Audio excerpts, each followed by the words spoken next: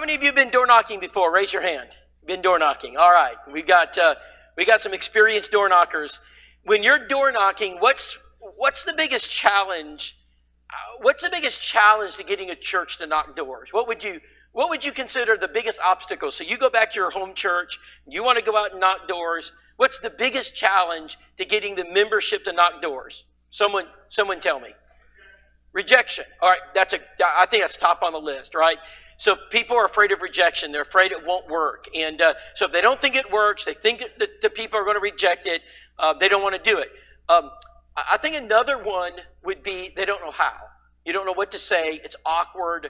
And so you're meeting strangers, people that you really don't know anything about them. So there's a fear factor. There's a rejection factor. All right, so in most door knocking works, when a church goes out and knocks doors, what is the goal? Like, what are they trying to achieve? So when you go out, your church goes out, and when do people knock doors? Normally when there's a what? There's an event, like a gospel meeting. So you're going to print the flyer, you're going to knock on the door, and you're going to invite them to a meeting. And we're going to go down, and we're going to try to canvass a subdivision and get, 500 flyers, 1,000 flyers. So at the end of the effort, you're going to go back to your church. You're going to be waiting for people to come. And so you've handed out thousands of flyers. How many people come? Maybe. That would be a great number. And so would one of the obstacles to door knocking be success? We don't see success. Because we don't see success, we don't want to knock doors because it's a lot of effort for very little return on your investment. All right, so we have rejection, fear, and how about failure? We don't see success. Now you put all that together, and then you can understand why so many people don't want to knock doors. All right, we're going to deal with all three of those. And what we're going to do is look at it for the eyes of Christ, because there's never been a better evangelist than Jesus. Did Jesus knock doors? Did Jesus teach us how to knock doors? In Matthew 10 and 16, which is considered the limited commission, this is Jesus meeting with his disciples, and he's sending them out in a limited focus, not the Great Commission to all the world. The limited commission, this is just to the Jewish people. And Jesus says, "Behold, I send you forth as sheep in the midst of wolves." I would say that stands today. We're sheep going into the midst of wolves. But then he says something else. He says, "Be ye therefore as wise as serpents and subtle as doves." What does that mean? Be as wise as serpents. So is Jesus telling us to be strategic? The answer is yes. Is he telling you just go out there and do it's the best strategy for door knocking to give people, 50 flyers a piece and say good luck? Go out there and invite people to the gospel meeting. Let's see what happens. In fact, let's go back to our original question. I asked, how many of you have been door knocking? How many of you have been to training? How many of us have been to a training class that teaches how to knock doors, what to say, what not to say, where to stand, where not to stand, what's the purpose, what's the focus? So is it possible that one of the reasons we fail or we struggle in door knocking is because we don't know how to do it, because no one's trained us? I was talking to David Shannon several years ago, and we had a conversation on evangelism, and he proposed something I'd really never given thought. And the proposal he made, he said, "Rob, is it possible that when we send members of the church out to knock doors, that we are sending them on a mission impossible?" I said, "Well, what do you mean? The gospel's not impossible." He said, "No." He said, "Think about what you're asking. So when you ask brethren to go out and knock doors, what do we want them to do? We want them to invite them to come to the gospel meeting. They're not coming. They don't know you. Why would they come? We're asking them to set up Bible studies. Why would they want to study with you? They don't know you. There's no reason for them to study with you." He said, we send them out to, get some baptisms. Why would they allow you to baptize them? They've never met you before. We send them out to invite them to church. Why would they go to your church? They have for all their concern, you could be a stalker. You could be, who knows who you are. So we're sending members on what we might consider mission impossible. Let me put it in other terms. We're asking members of the church to throw a Hail Mary, and most of us are not qualified to do that. In fact, I would suggest that almost all of us are unqualified. So if you're going to go out into the football field and say you're first, we're going to ask you to throw the football 60 yards down the field and, in some last minute attempt to win the game, there's almost no one qualified to do that. That is a terrible strategy for success. I've talked to schools of preaching. Caleb, where are you at, Caleb Rutherford? Caleb went to the Memphis School of Preaching. I was just there. I teach at Memphis. I teach in 10 of our schools. And all schools of preaching send their students out to knock doors. And I always ask the students, what's your strategy? What do you do? Well, we go out there and we pass out flyers for our gospel meeting and set up Bible studies. And then when I can get real with the students, when they'll tell me the truth, I said, tell me, how successful is it? They'll lower their head, they duck their heads, and they all tell me very little success, very discouraging. Well, you want to know why our preachers don't knock doors? Because it didn't work when they were going to school. I'm just going to suggest it's a terrible way to knock doors. If that is what you're trying to do, then I would probably pack my bags right now and go home. Because I'm going to give a week time. I'm going to make an investment this week into something that we know over the last 10, 20, 30, 40 years does not work. And we're not doing that. So if you came this afternoon thinking that we're going to send you out to set up Bible studies, baptize, and get people to, we're not going to do any of that. Because we know it doesn't work. Now, let's go back. David said to me, he says, Rob, he said, why don't we teach our members how to throw a 10-yard pass? Why don't we just teach them to do something that they can actually achieve? And so if we look at door knocking from the standpoint of what defines success? So you go to the door. What does success look like? So if we don't even know what success is, then we certainly are not going to reach it. All right, when you go to work, you know what success looks like, right? When you go to school, you know what success looks like. When you go to basketball practice, you know what success looks like. All right, what does success look like when we're knocking doors? What's the purpose of knocking a door? Why are we there? So be ye therefore as wise as serpents. So have we ever stopped and asked the question, why are we there? What are we trying to achieve? What does success look like? And be as harmless as doves. Do no harm. Do no harm. The Hippocratic oath of a Christian. Do no harm at the door. So let's talk about what that looks like. Take your Bibles. Let's go to Matthew chapter 10. And we're going to break this down. We're going to look at what did Jesus teach? What did he suggest? We're going to go out and we're going to reach people, but how do we do it? So let me begin in Matthew 10. And let's look at what Jesus taught. Jesus provided us a method for going. In other words, Jesus told us how to do it. Matthew chapter 6, verse 7. It's in Matthew 10. There's several accounts of this. We'll go back and forth. And he called unto him the 12, and he began to send first and foremost. Why do we knock doors? Because door knocking is a sending commission. The Great Commission is not a coming commission. The Great Commission means you go. You got to go somewhere. They're not coming. Build it and they will come only works in the movies. Brethren, they're not coming. I've been to Roanoke. They're hosting AMC next year. Beautiful building. Absolutely beautiful church building. If a building could bring people, your building would bring them. It doesn't work. You can spend millions of dollars. It doesn't work. I don't know how many churches, well, if we just remodeled the auditorium, and I'm not against remodeling. If we just had better windows, if we had a more up-to-date look and appeal, surely we would grow. Build it and they will come is not working. The Great Commission doesn't say, come on in and look at our church building. The Great Commission says, go on out. It's a sending commission. And when Jesus wanted to reach the lost, he sent people. And so we have to understand and begin with the premise, we've got to go to them, they're not coming to us. All right, we're going to have to go meet them where they're at. Wherever it is that they are in life is where we have to go if we're going to be successful. So he calls his 12 and he sends them. So we're sending. That's where we're going to start. The method is a sending method. We must send the people to the people. Our people to the people in our community. Then he said this, 2 by 2. Well, there's no reason for me to reinvent the wheel. I mean, if that's what Jesus says is best, then why aren't we doing that? And so we're not going to send you alone. One of the fears is, well, you're going to send me out there and I'm not going to know what to say. we're not going to do that. We're going to pair you with individuals. We're going to give you training. We're not going to say, get out there, sink or swim. Let's just see how it works. No, we're going to use the biblical model, and we're going to send you together. We're going to try to pair you with those who have experience in door knocking to the best of our abilities. So if you're timid, you're a little afraid, you've never done this before, we're going to go ahead and pair you up with individuals who have done it, who have experience doing it.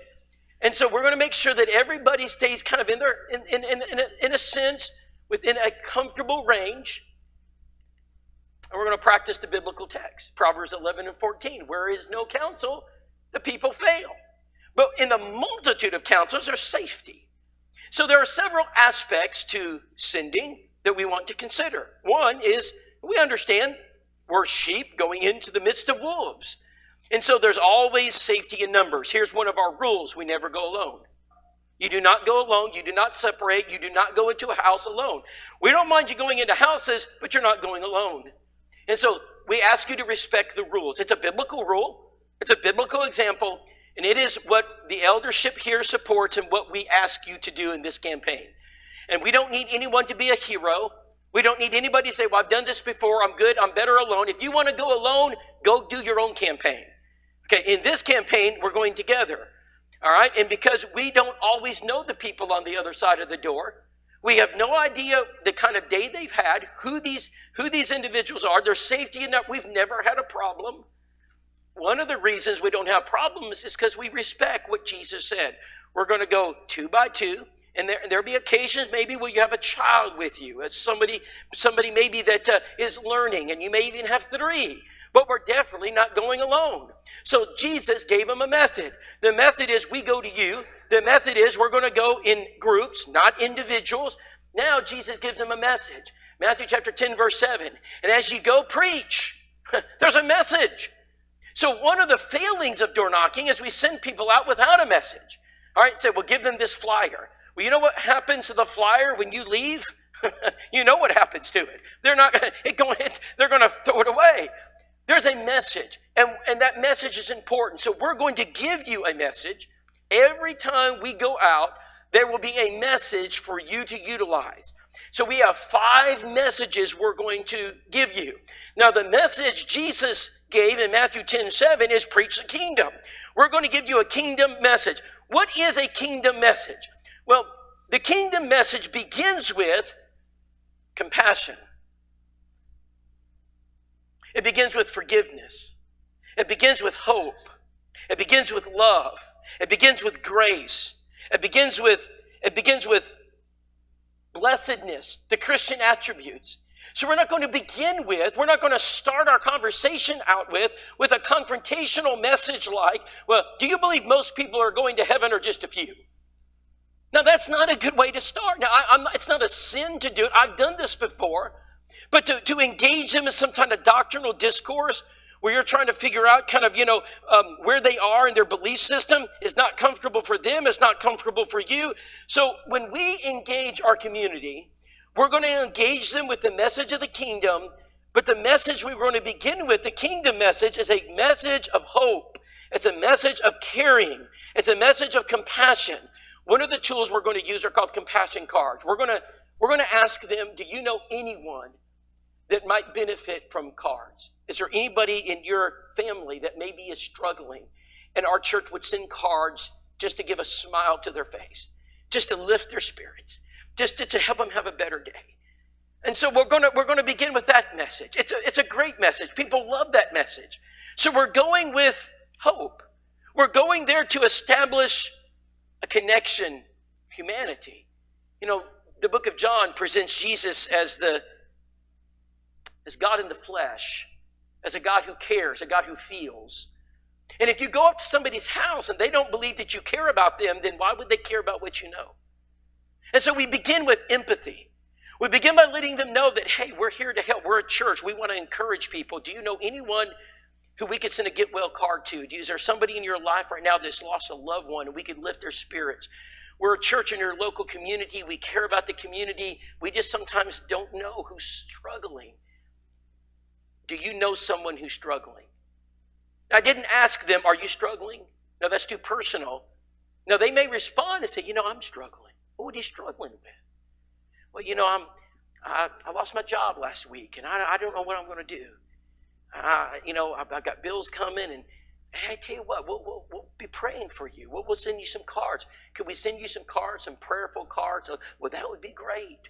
I can tell you that when you engage people with a message of hope and care, the response they give you is far different than if you engage them and say, hey, tell me about your salvation. Well, why would they tell you? They don't even know who you are. I'm not suggesting it's a sin. I know there are methods where we go to the door, we say, well, share with me your salvation experience. And they may share it, and then you can talk about it. Again, I'm not suggesting that that's a sin. I'm just suggesting that perhaps it's better to start with compassion. How did Jesus begin the conversation in John 4? Hey, you got some water for me? Would you give me some water? He related on a very human level. Who doesn't relate with water? And so I notice that Jesus, when he meets people, he's able to humanize. He's able to feel. He's able to connect with people on a very human level. And so we don't start with a conversation about baptism. We don't start with a conversation about the church. We start with a conversation about love. And so we're going to do a lot of card writing. And so maybe some of you are here and you're here because you want to participate in card writing. You're not physically able to go out as either a driver or helper but you said, I can write a card and we need your help. We're going to send out not 10 cards, not hundreds, we're going to send out thousands of cards. And we know from experience that if you send these cards to people in the community that are struggling and prodigals that have fallen away, that think that the church has forgotten them, that no one cares, we know that you're going to get results from this. And so there's going to be a card room. It's going to be in your old fellowship hall. And we've got everything set up. And it's a very important place because that's where love is going to flow. And we can't do it without your help. So we're going to ask members of this church to text widows and widowers. And we're going to ask you to send out emails. If you can send out emails to the church, Tim, and let them know, hey, we need you here at 3:30 because we're going to write cards. We're going to do it every day. And Alkire Road is going to need that. And that's important because cards mean a lot to people. I'll take your questions at the end. If you can just hold them, I'll take them at the end. And so we're going to show them. And that reminds me, if you got questions, write them down because we're going to do a Q&A at the very end.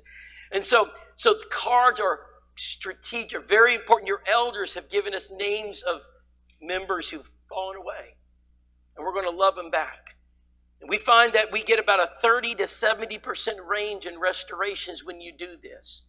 And so this is a very important part of evangelism, not just going after the people who've never obeyed the gospel, but what about those who've fallen away? So we're going to use house to house, heart to heart. You've been sending the magazine into communities for years. Well, let's go and visit those people and let's ask them what they think about it. Let's ask them if they recognize it. Let's ask them if they know about the church that's been, let them know that, hey, we're just following up. Just get some feedback. Do you enjoy receiving it? Have you read any of the articles? What are we looking for? Seekers. We're looking for people who say, yeah, I love getting, well, what do you enjoy? Give me a topic that you've enjoyed reading. So we're going to use house to house, heart to heart. We're going to send it and we're going to use it. We're going to go to the places that you have been sending it. So these are places that are going to be familiar with it. So each day when we send you, we're going to give you a strategy. Today, the strategy is not house to house. It's not even, today the strategy is prayer. We're going to talk a lot about prayer. People love prayer. So if I knocked on a door and I said, our church is trying to reach into the community and we want to pray for people that are struggling. Do you know anyone that needs prayer? Look at them smile. Look at them. Just look at them think about people in their life that may be hurting and they need someone to pray for them. A parent, family member, maybe a coworker, maybe a neighbor. And they just need someone to pray. I can tell you that right there is probably the easiest one to use. Because I went to the house of an atheist one day and knocked on his door. He said, well, I don't believe in God. I said, okay. I said, well, we're just praying for people. I said, you don't have to believe in God to allow us to pray. I said, is there anybody you would like us to pray for? He said, would you pray for me?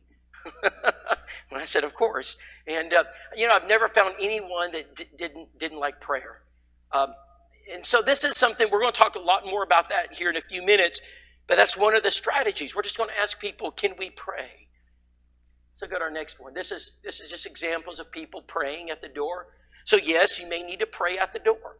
And when you do that, of course, we're going to get that contact information. We're going to come back to that because that's important. That's the whole reason we're there.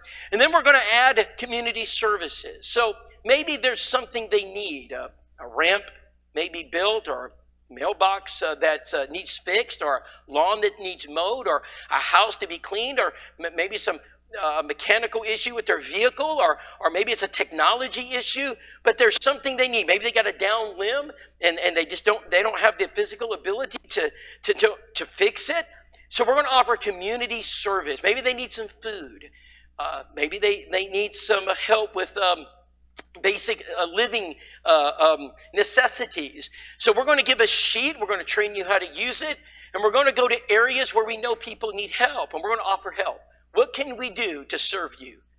We're going to be servants.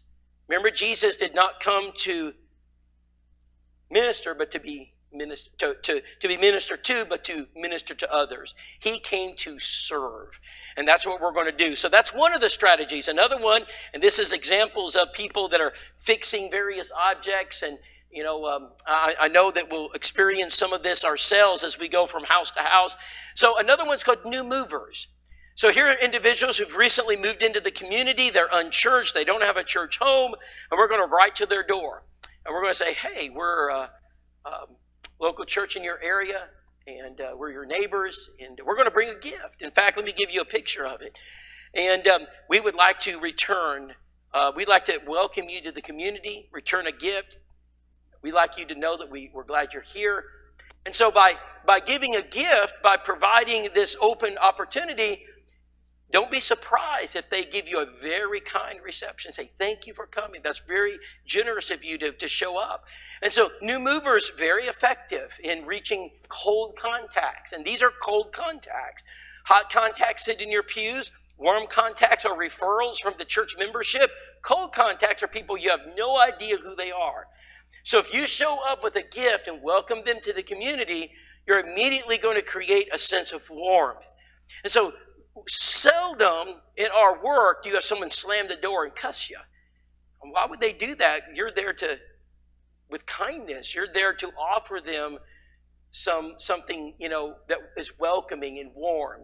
And so those are some strategies we're going to use. Let's look at Jesus provide not only a method, but he also provided materials.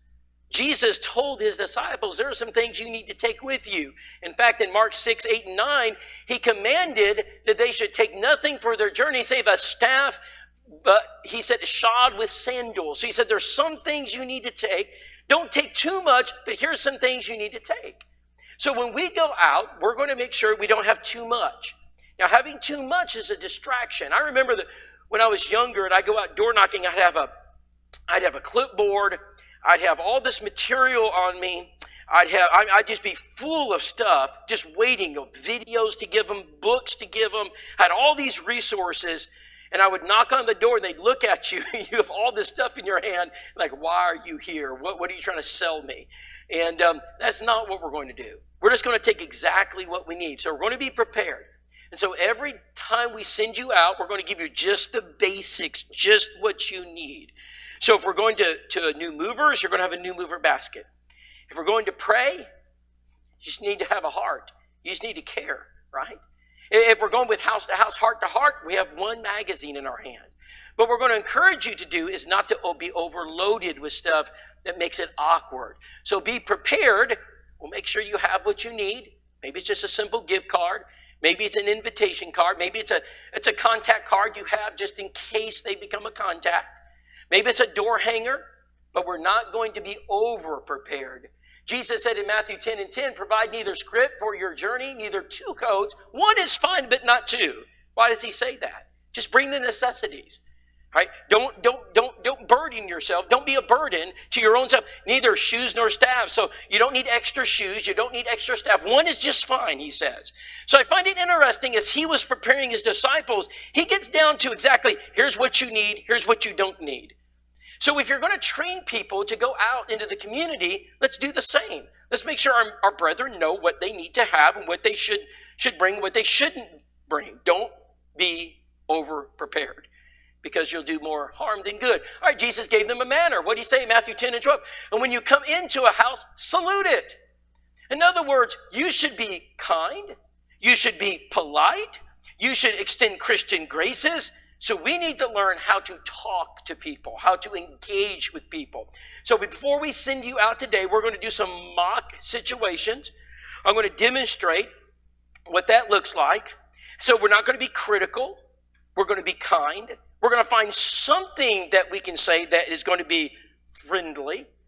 And so you represent the church of Christ. You represent Jesus. Never forget that. You're not there to have an argument. You're not there to be rude. If they're rude to you, you're not going to be rude back. That is not what we're just going to turn around and we're going to walk away. And so in Acts 2:47, praising God and having the favor of the people. And so we want the people in our communities to have a sense of goodness towards this church. We don't want them to look down upon this church as being overbearing and rude and forceful. We want them to look at this church as being helpful, loving, kind, and gracious. And that will be determined by how we treat people, what we say to them, and even what we don't say. So here are some things, some basics. Assume they see you. So as soon as you walk into their property, assume they see you. Assume there's a camera watching you. Assume there's someone through the blinds looking at you. So be mindful of the flower bed. Don't walk on the flowers. Do not destroy the lawn. Try to use the sidewalk, the driveway. Be respectful of their personal property. Do not destroy something. Make sure that you are there as a guest. They don't know you, and so assume they hear you. So as you're walking down the sidewalk, assume there are listening devices everywhere. So now's not the time to make fun of the cat. Now's not the time to say, look at that old dungy-looking dog. That's the family dog. You've just insulted their family, and so you've closed all the doors. Don't do that. Assume that they're listening. So when you look at their cars, say something nice about the car. If you can't say anything nice, say nothing at all. All right? Say something nice about the house. And they are listening because there's listening devices, and they're listening to the things you say. Don't assume that when you meet them at the door, they weren't watching you and listening to you. So now's not the time to make jokes about their house, the way it smells, how it looks. Look at all those. I mean, this is terrible as you're walking down the sidewalk. I mean, they have garbage everywhere in their yard, and you don't know what's happened. They may have had a loss of a loved one. They may be going through traumatic times. Don't be judgmental. Find common ground. So this is important. When you walk up to a house, you should be looking for things that you have in common. All right? So if they have a nice looking car that you can see that they've been polishing it, maybe it's a Corvette, I'm going to key in on that vet. If they have an insignia, a military insignia, I'm going to key in on that. If they have a flag, I'm going to key in on that. If they have a flower bed neatly kept, I'm going to key in on it. And so some of my first words to that person when they open the door will be based upon what I see. All right, if they have a lot of toys in the yard, I'm going to key in on children. If they got a pet, which is a very good place to start. People love their pets. And so if you talk about the pet, you're immediately going to break through the ice. And so your goal when you go to the door is to start at a place of commonality. It's not to start with what you're there for. I don't start by, hey, would you like me to pray for you? No, that is not where I begin. I begin by saying, hey, that's a great looking dog. What kind of dog is that? What's the dog's name? Just watch them melt like butter. Talking about little Poopsie. And they will give you they'll tell you about Poopsie when Poopsie was born and things Poopsie likes. And they're going to tell you all about Poopsie. They love their animals. So we're going to find common ground when we knock doors. Again, if it's a flag, if it's a military insignia, go the patriotic route. And talk about, how we need patriotism and how we need people to love our country. Whatever it is, look for something that you can connect with. That's important. All right. Jesus gave us a motivation. Matthew 10:13. If the house be worthy, let your peace come upon it. What do we want? We want peace to come upon that house, right? So we're going to bring a message of peace. Romans 10:15. How shall they preach except they be sent? That's what Jesus did. He sent them. This is a sending message. It's a sending mission. Notice how beautiful are the feet of them that preach the gospel of what? Peace. Brethren, our whole goal is for peace. We want a spiritual peace with God, and that's our motivation. Our motivation is not a numbers game. It is to help them find peace with God. And so you should be highly motivated to bring peace to your neighbors, peace to your community, and peace to your family. And that's why we're there. Don't forget the purpose of your presence. You're there to spiritually help them find a relationship with God, and that's the only reason we're there. All right, that's the goal, to bring a sense of peace to people. Now, that's what it looks like. And when people find that you have that, and they're missing that, they'll talk to you. In fact, they may study with you. And so, although this may not be the goal as you reach that person's house, this may be where you end up at. As they might say, you know, I don't go to church and I need to go to church. Hey, you don't have a church home? No. Would you like to know more about our church? You know, I kind of would. Well, would you have some time now? Sure, y'all come on in. It's not going to be the normal response, but you will meet people who just are looking, and you are there at the right time. And so that peace comes more quickly. Jesus gave them a motivation. Matthew 10:14. Whosoever shall not receive you or hear your words, when you depart, what should you do? Well, you should probably talk bad about them. You should probably what? Kick over their flower pot. No, you should not do any of those things. What's he say? When you depart out of the house or city, shake off the dust of your feet. And so if you are wronged, we're not going to wrong them back. That's called the iron rule, not the golden rule. Okay, we don't practice the iron rule, we practice the golden rule, which is that we're going to leave peacefully, we'll depart, we'll shake the dust off our feet, and we're going to go to the next house. So Jesus had a lot to say about door knocking. He taught his disciples, he trained them. He just didn't send them out and say, good luck. I started this message by asking about the biggest challenges we have. Fear and failure. How do you overcome those? You train your people. You take them to Scripture and you share with them, this is what Jesus taught, and we're going to take those teachings and now we're going to make them very practical. So what would happen if we were to, this afternoon, give you, 15, 20 minutes, give you a method, show you the manner, provide the message, give you the motivation? What would happen if we did that? We would erase fear, because one of the reasons you don't want to go is because you're afraid. You don't know what to say. We're going to teach you what to say. Jesus said in Matthew 10:26, fear them not. Matthew 10:28, fear them not. Matthew 10:31, fear them not. We'll erase fear because now we know what to say, where to go, what not to do, and what to do. I know the greatest fear to me in door knocking was I was being told to go do something that I didn't know what to say.